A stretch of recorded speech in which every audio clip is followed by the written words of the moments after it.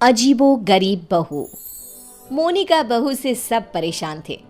कारण था उसका नेचर, जो शादी के 8 साल बाद भी किसी को समझ में ही नहीं आ रहा था। बहू, मैं मंदिर जा रही हूँ, आऊँ तो पराठा तैयार रखना। पराठा किस चीज़ का माँ जी? आलू पनीर या प्याज आलू या मेथी का बना दूँ? सास, जिसे मंदिर जाने को देर हो रही थी। अरे बहू, किसी भी चीज़ का बना देना, वैसे भी भूख बहुत लगी है, मैं जल्दी ही मंदिर होकर आती हूँ। सास तो चली जाती है, लेकिन बहू वो तो अपने ही काम में व्यस्त हो जाती है।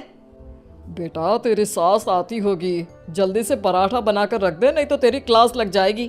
ना ना पिताजी, अब कोई मेरी क्लास नहीं ले सकता। नहीं ले सकता? अब नहीं ले सकता क्या मतलब? तेरी सास तो आज तक मेरी क्लास ले रही है। पिताजी, मैंने तो शादी ही इसलिए की है कि मुझे पढ़ाई ना करनी पड़े। क्लास लेंगी सास तो मैं नहीं रह पाऊंगी।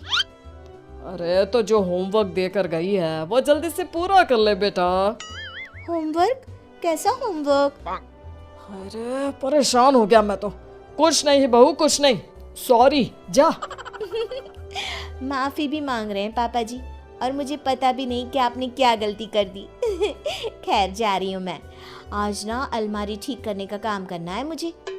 बहू कमरे में चली जाती है कि सामने उसकी बेटी की सहेली आ जाती है। अरे मीरा बेटा, ये कौन है? माँ, ये मेरी सहेली है मायरा, पास के सेक्टर में रहती है। अच्छा, क्या नाम है? कहाँ मिले तुम दोनों? आंटी, इसने बताया ना कि मेरा नाम मायरा है, मैं पास के बिल्डिंग में रहती हूँ और हम स्कूल फ्रेंड्स हैं। अच्छा, तुम लोग स्कूल में नहीं खेलते, जो घर में खेलने की जरूरत पड़ गई? वैसे क्या करते हैं पापा तुम्हारे? आंटी, मेरे पापा अमेरिका में रहते हैं। अच्छा, क्या करते हैं? अच्छा, कितने भाई बहन हो तुम? और सॉरी आंटी, मुझे जाना है। मीरा, देख लेना, खेलना हो तो शाम को पार्क में मिलते हैं। सहेली के जाने के बाद क्या है माँ, भगा दिया ना मेरी सहेली को। अरे पता नहीं क्यों इतनी बड़ी होकर भी आप समझ नहीं पाती कि कैसे रहना चाहिए, क्या पूछना चाहिए। भगा दिया मेरी सहेली को। खैर, मोनिका का अजीबो गरीब नेचर चेंज होने का नाम ही नहीं ले रहा था। एक दिन, क्या बात है मोनिका, कहाँ जा रही हो? मैं ना जरा बाजार जा रही हूँ, थोड़ा काम है। आप बताओ, काफी बिजी लग रहे हो। हाँ यार, वर्क फ्रॉम होम है ना, तो काम बहुत ज्यादा है। ठीक है, कोई ना। वो क्या है ना, बाहर धूप है और मुझे सामान लेने जाना था। कोई ना, लेकर आती हूँ। क्या होगा, ज्यादा से ज्यादा चक्कर खाकर गिर जाऊंगी या फिर कुछ हो जाएगा। अरे नहीं नहीं, लाओ लाओ, क्या लाना है? लिस्ट मुझे दे दो, मैं लेकर आता हूँ। मोनिका पति को लिस्ट देकर किचन में चली जाती है। अरे क्या बात है, तू तो झोला लेकर निकली थी, फिर वापस क्यों आ गई? वो क्या है ना, ये बोले कि मैं ले आता हूँ तो मैं वापस आ गई। देख ले, किचन तेरा है, तू जानती है क्या है क्या नहीं है। अरे कोई बात नहीं, वो ले आएंगे ना सब, मैंने उन्हें लिस्ट दे दी है। लेकिन जब थोड़ी देर बाद पति सारा सामान लेकर आता है तो मैं चली दाल बनाने। लेकिन ये क्या, झोले से तो दाल निकलती ही नहीं। ये क्या है जी, दाल क्यों नहीं लाए आप?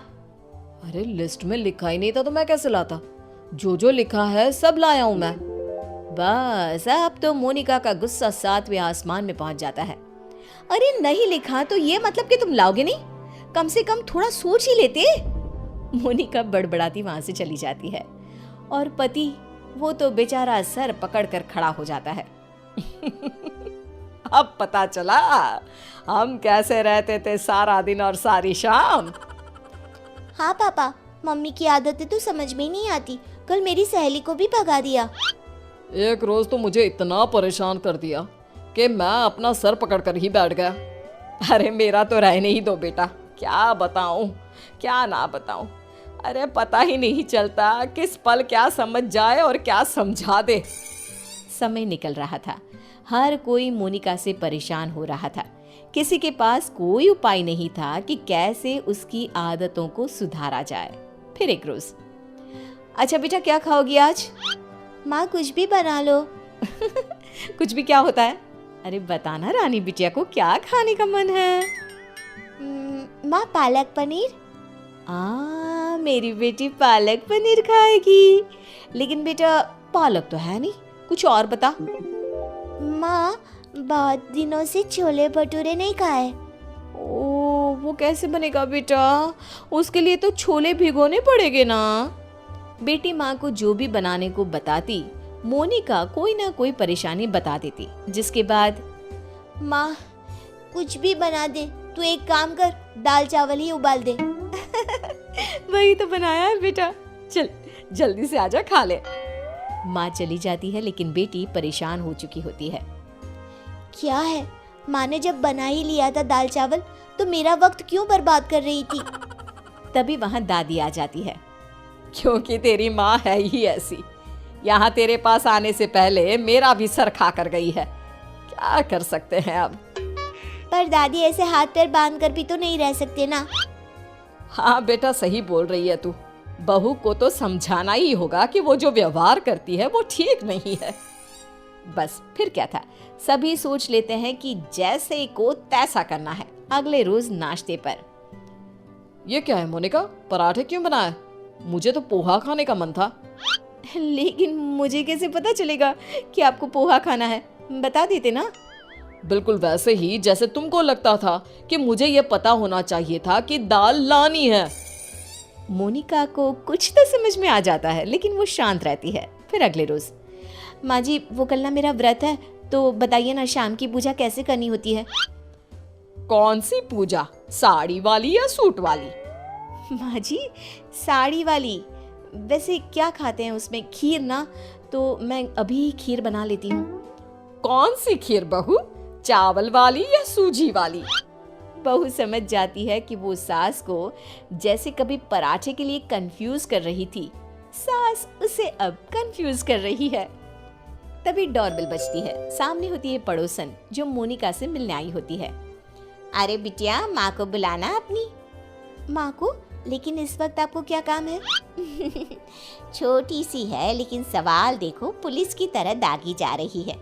बेटा, उनसे चीनी लेनी थी। अच्छा, आपकी कटोरी में या हमारी? बेटा, वो मैं लेकर आई हूँ, जरा माँ को बुला दो। कल पड़ोसन के घर क्या झगड़ा हुआ, ये भी पूछना था। ये क्या बात हुई, किसी के घर के झगड़े को डिस्कस करना? वैसे आपके पति क्या करते हैं? वो कितने बजे ऑफिस जाते हैं? और माँ जब शाम को वॉक पर जाती है, तो क्या उस वक्त आप लोगों की बात नहीं होती?